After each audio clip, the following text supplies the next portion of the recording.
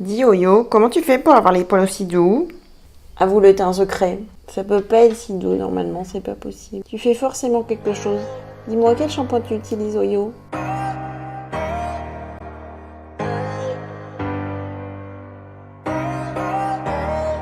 Bonjour et bienvenue sur Écologie Citadine. Aujourd'hui, on va parler de pourquoi est-ce que les animaux, et dans cet exemple nous avons un chat, ont des cheveux qui sont souvent plus beaux que les nôtres. Alors je parle de cheveux, de poils, en fait c'est la même chose. Les cheveux ou les poils c'est exactement pareil. D'ailleurs en anglais on utilise le même mot, en français on fait la distinction, mais en réalité c'est exactement la même chose. Comme vous pouvez le constater avec cet invité spécial qui a... Alors vous pouvez pas le sentir, mais je vous assure que son poil est très très doux. Et c'est vrai que c'est le cas souvent chez les chats, et même chez d'autres animaux.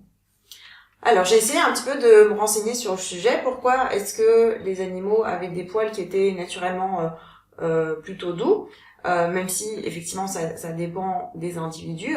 Par exemple, si je prends des chiens, il y a des chiens qui ont des poils très soyeux, il y en a d'autres qui sont plus rêches, mais de manière générale, c'est des poils qui deviennent pas sales très rapidement.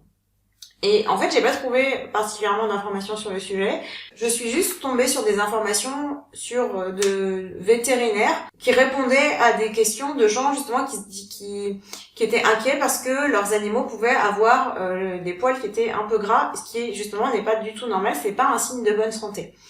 Et dans ces cas-là, ce qu'ils répondaient, c'est que soit en fait c'était un signe que l'animal était malade, soit c'était un signe qu'il était déprimé dans le cas d'un chat parce que il se toilettait pas assez. Et donc ça c'est un premier élément de réponse en fait, c'est que les chats, comme vous le savez, ça fait sa toilette très régulièrement. Et donc le truc c'est pas au niveau de la salive qu'ils ont, je suis pas en train de vous dire qu'il faut vous lécher le bout des cheveux pour qu'ils soient aussi beaux que ceux d'un chat, c'est pas du tout ça.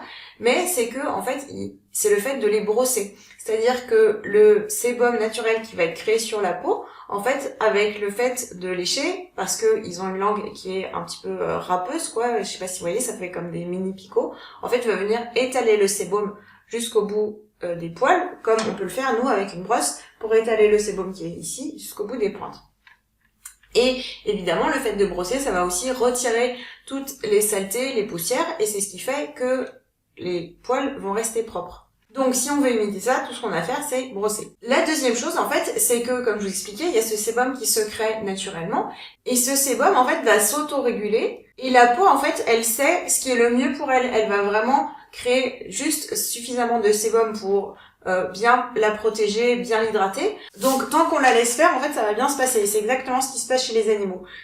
Chez les humains, on a beaucoup de gens qui ont des problèmes de cheveux gras parce que justement, ils ne laissent pas cette autorégulation se faire, ils ne laissent pas le sébum faire ce travail, notamment ils vont se laver les cheveux trop souvent, ils vont utiliser des produits, des shampoings qui sont trop agressifs, et du coup, la peau va essayer de se défendre, donc soit elle va être très sèche, donc c'est là qu'on se retrouve justement avec une peau sèche, ça peut être aussi avec des pellicules et tout ça, et au niveau des cheveux, ça peut faire des cheveux qui sont très gras.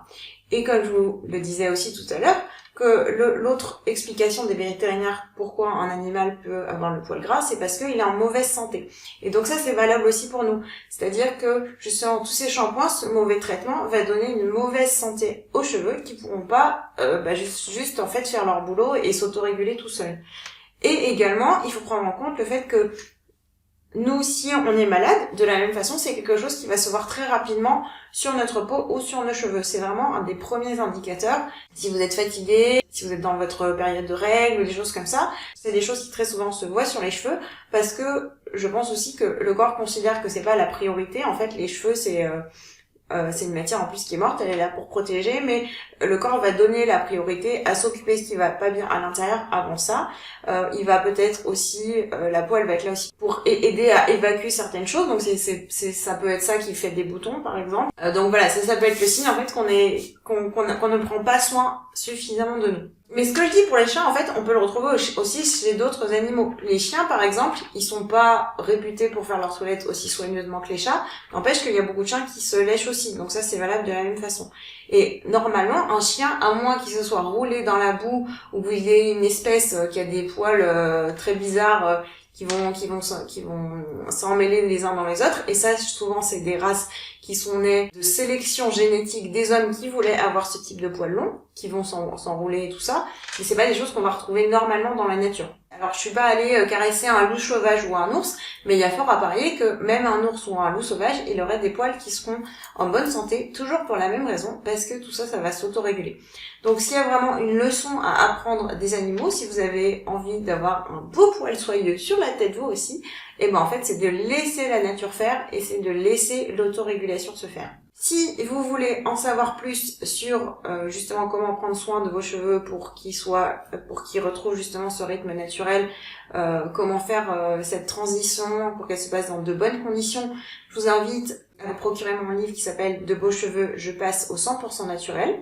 Et si vous voulez en savoir plus sur la peau, il y a aussi mon programme Secret de peau qui est disponible, qui est une formation en vidéo où j'explique tout en fait pas à pas sur justement comment avoir une belle peau de la manière la plus naturelle possible. Je vous dis à très bientôt. Au revoir.